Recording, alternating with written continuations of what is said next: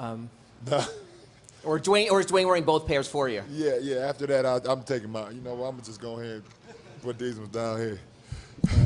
You'll save face for someone. Anyway, Ira Winderman, South Florida Sun-Sentinel. LeBron, there were so many moments this year when you were Westbrook having to score close to 40, those kind of games, to carry a team. How good did it feel tonight when you look at the box score, see 25 from Dwayne, 25 from Mario, Chris 1 rebound from a double-double? How rewarding and satisfying is it for you to have a team victory in a game like this? It's a big-time team win. We needed everyone's effort. And everyone came up and made a play. You know, from the starters to Rio, spectacular game. You know, to Norris as well. You know, when we was down in that first quarter, Norris came in and gave us a spark. Hit a couple threes. You know, got into the lane, got a layup. You know, and made some plays. You know, to kind of help us get into a rhythm. And you know, it's a big time team win. And we needed every point, we needed every rebound, and everything that everyone had to get it. Tim on the left. LeBron, two things. First, can you sort of update us on how you're feeling, how you're doing right now? I'm feeling a lot better. You know, I'm feeling good. So, you know, see how I do feel tomorrow too.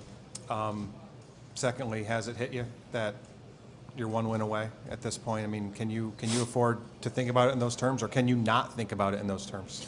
I mean, of course it's there to think about, but you know, I'm not taking our preparation for Game 5 for granted. We're gonna prepare the same way we've been preparing all series, and you know, if we play Miami Heat basketball, we give ourselves a good chance to win. Noah on the right. LeBron, Noah Kozlov, Cinesport.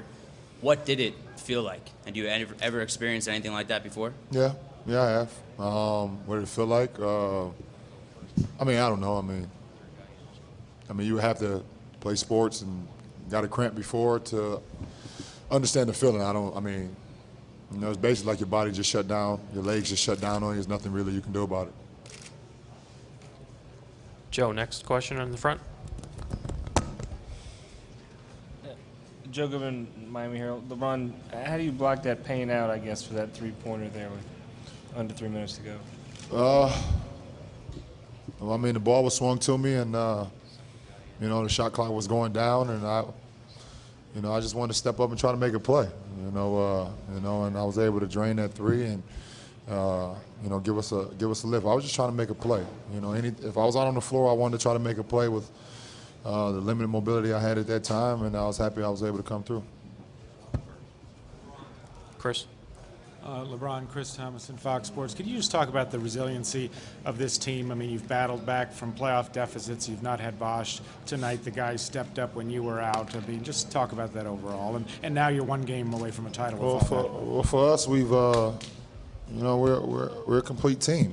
You know, and you know, a lot of people don't understand that about our team, and they always just, you know, focus on myself or, you know, D Wade and CB. But everyone's effort and you know, all the hard work everyone puts into it makes us a complete team. And you know, we need that performance from everyone. You know, we understand that myself and D Wade and CB get a lot of the press, but you know, without, you know, the sacrifices and, you know, all the commitment from our other guys, we wouldn't be in this position. Standing on the right.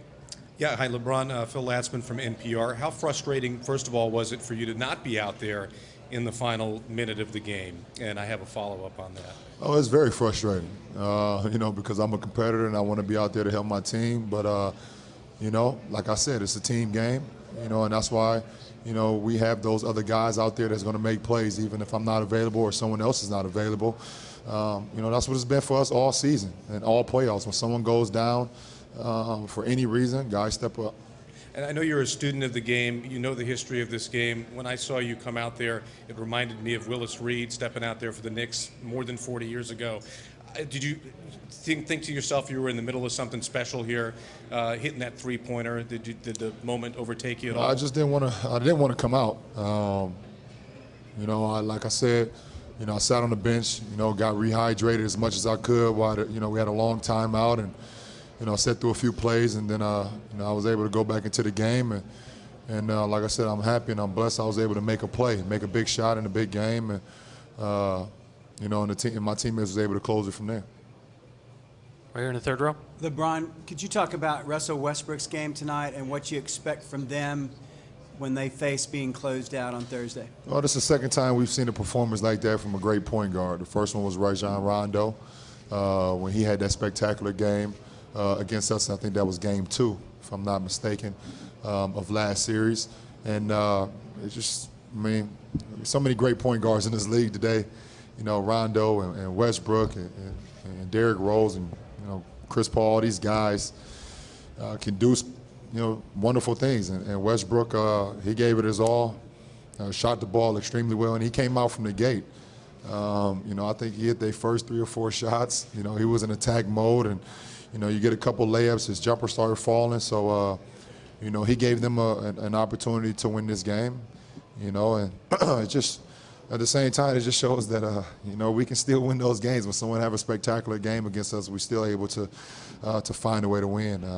But he had a hell of a game. It was a big-time game. Fourth row. LeBron, Gil Barak, Sports 5 Israel. You're one home W away from a ring. Do you start thinking about it? Do you fathom this already? You know, tomorrow we're going to prepare for Game 5. You know, we got to prepare like we've prepared all series and all season.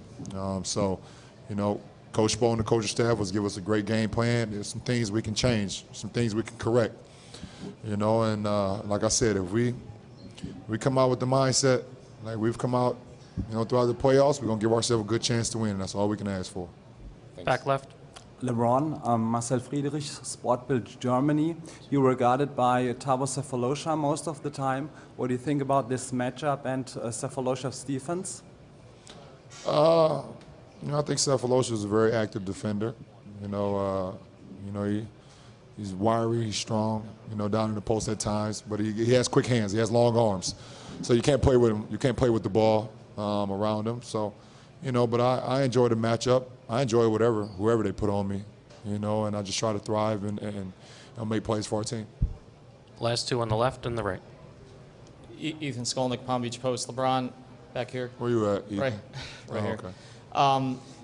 Eric said basically at the end that he decided he couldn't play 4-on-5 at that stage because you couldn't give much more. Did you fight him at all on that? And then the second question would be, when you've had cramps before, what do you do between now and the next game to get ready for the next one? I didn't fight him.